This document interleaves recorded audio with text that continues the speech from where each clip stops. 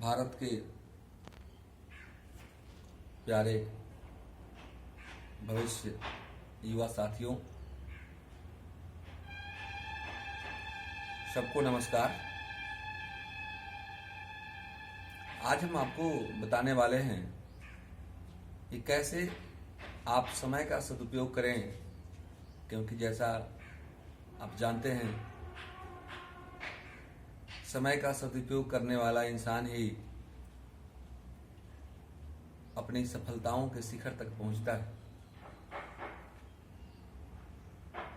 जो भी इंसान कामयाब हुआ है उसने समय का सही सदुपयोग किया है। समय हमारा सबसे अमूल्य धन है और इसका सदुपयोग करने वाला ही सुख, वैभव, कामयाबी और सम्मान प्राप्त करता है। अंग्रेजी में एक कहावत है, टाइम इज वेल्थ। अतः आप अपने जीवन में समय के महत्व को समझें यदि आप सफल होना चाहते हैं।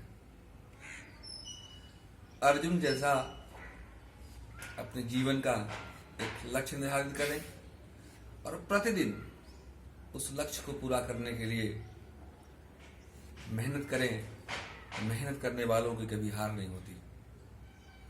समय कोई धन नहीं है, कोई सोना चांदी नहीं है जिसे खो जाने के बाद या जिसकी हानि हो जाने के बाद पुनः आप उसे प्राप्त कर सकते हैं। समय जब बीत जाता है तो पुनः वो समुद्र को लहरों के जैसा, समुद्र की एक लहरें जब चले जाती हैं वो पुनः वापस होकर नहीं आती है। समय जब गुजर जाता है वो पुनः वापस नहीं लौट सकता। जैसा आप जानते हैं अभी आपका जीवन एक तपस्वी का जीवन है। जिस प्रकार से तपस्या करने वाले का एक रूटीन होता है, जो एक समय सारणी होता है, उसी प्रकार से आपके जीवन का भी एक समय सारणी होना चाहिए और नित्य प्रतिदिन आपको लक्ष्य तक पहुंचने के लिए प्रतिदिन कठिन परिश्रम करना चाहिए। जिस दिन कोई समस्या ना आए आपके जीवन में, आप समझो कि आप कोई गलत मार्ग पर हैं।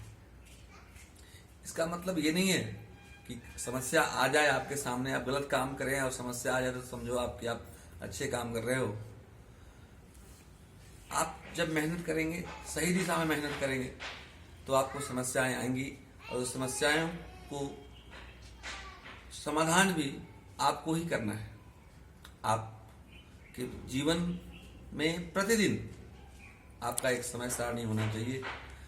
सुबह उठने से लेकर शाम को सोने तक का समय सारणी आप बनाएं।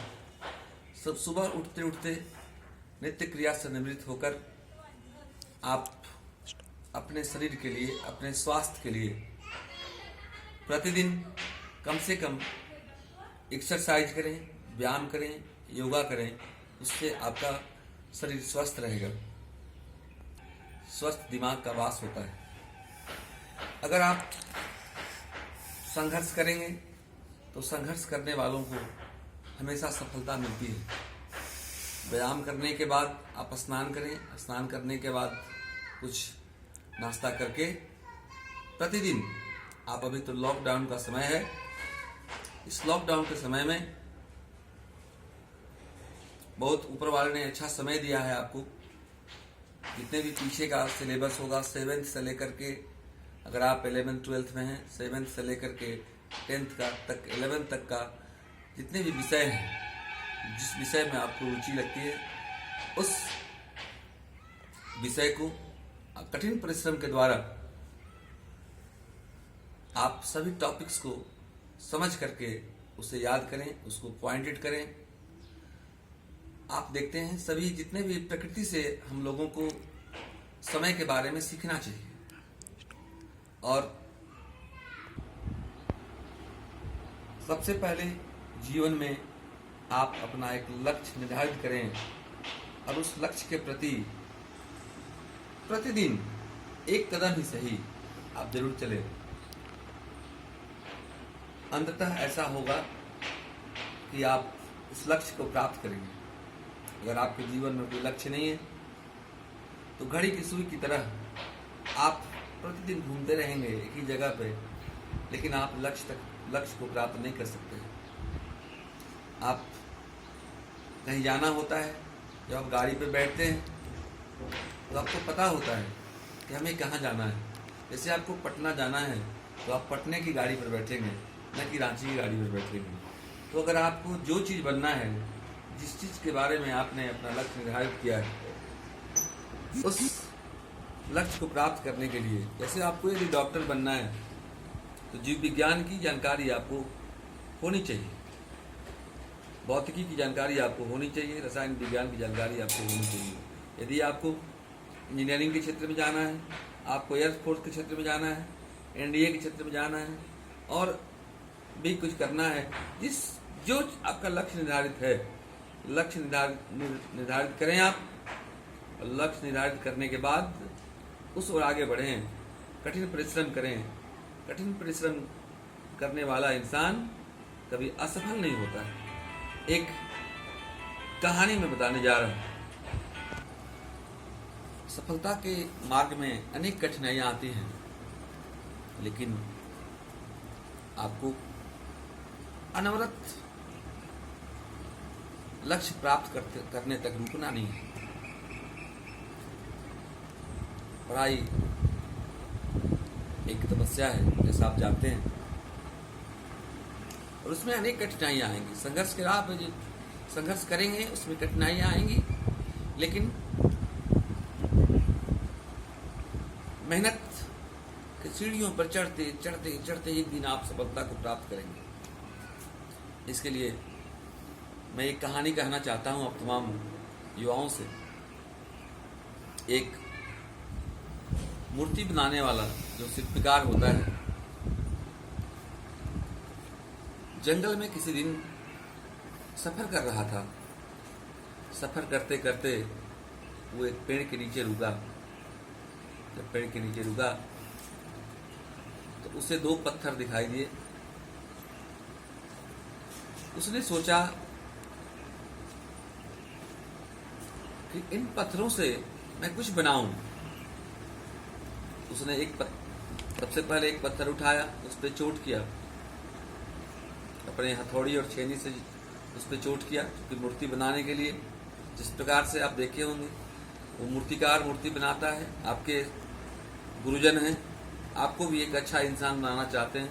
आपके जो भी अभिभावक हैं, माता हैं, पिता हैं, सभी आपको एक अच्छा इंसान बनाना चाहते हैं। उस मूर्तिकार ने जब ही पहले पत्थर पर चोट किया, उस पत्थर से आवाज आई, हमको छोड़ दो, हमें ये चोट बर्दाश्त नहीं हो रहा है। मूर्तिकार ने उस पत्थर पर हथौड़ी चलाना बंद कर दिया। दूसरे पत्थर को अपने पास लाया, उस पर भी चोट करने लगा। पत्थर बेचारा चुपचाप सहता रहा और कुछ देर के बाद उस शिल्पकार ने उस पत्थर से एक बहुत अच्छा शंकर भगवान का मूर्ति बनाया। घूमकर जब वापस लौटने लगा, उस मूर्तिकार ने दोनों पत्थरों को अपने साथ ले आया। मूर्ति चूंकि बहुत सुंदर थी,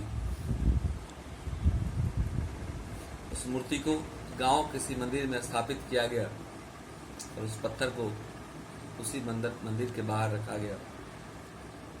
अब क्या था, रोज भक्तगण आते थे, वो मूर्ति पर फूल चढ़ाते थे।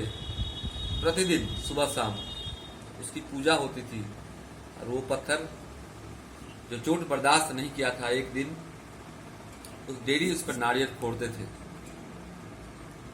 अब आप ही बताइए, अगर वो पत्थर उस दिन उस शिल्पीकार का चोट बर्दाश्त कर लेता तो उस पर जिंदगी भर फूल चढ़ता, उसी पत्थर के जैसा जो शंकर भगवान के मूर्ति वाला पत्थर था।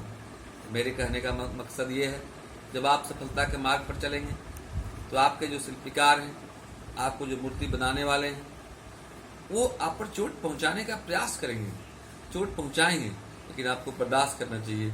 इस कहानी से सीख मिलती है कि आप मेहनत करें, संघर्ष करें, तपस्या करें। ये सब करने से आपको सफलता मिलेगी। चोट का प्रवाह न करें। अपने दैनिक जीवन में समय सारणी के अनुसार कब सोना है, कब जगना है, किस सब्जेक्ट को कब पढ़ना है, कब उठना है, ये जब आप तय कर लेंगे समय के साथ, यदि आप चलेंगे, सफलता आपको मिलेगी। आप कठिन परिश्रम करें। मेरी दुआएं आपके साथ हैं, जैसा आप जानते हैं। एक श्लोक में बता दे रहा हूँ, आप गलत जगह पर गलत लोगों के साथ समय बर्बाद न करें। काव्य शास्त्र विनोदेना कालो गस्ती धीमताम व्यसनेना च मूर्खानाम निद्रा कलहेनव। जो अच्छे लोग होते हैं वो अच्छे काव्य शास्त्र, अपनी किताबें, अच्छे लोग के संगत में अपना समय बर्बाद करते हैं। बर्बाद नहीं करते हैं, उसका सदुपयोग करते हैं। लेकिन जो बुरे लोग होते हैं झगड़े करने में, बेमतलब का वाद विवाद करने में अपना समय बर्बाद करते हैं। अतः सभी विद्यार्थियों से मेरा अनुरोध है, इस लॉकडाउन में समय का सदुपयोग करें। आप मन लगाकर पढ़ें, सफलता आपकी कदम चूमेगी। धन्यवाद।